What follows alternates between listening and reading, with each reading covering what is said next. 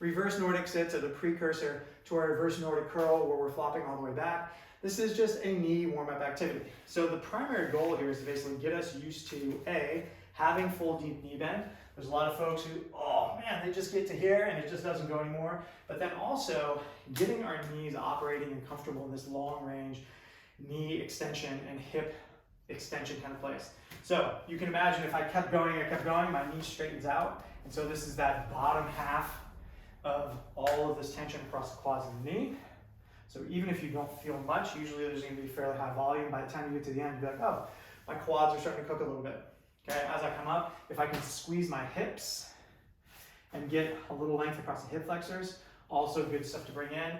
And on the way back down, your goal, especially if you don't have this space, is to slowly push yourself further and further and further until you can sit comfortably here. This is kind of like you won the game, you're prepared to do a lot of knee bend stuff. And then once you're here, this is a great warm-up knee activity, getting full knee bend, getting some tension across the quads without worrying about the ankles, the feet, all this other stuff. Essentially an isolated knee warm-up activity.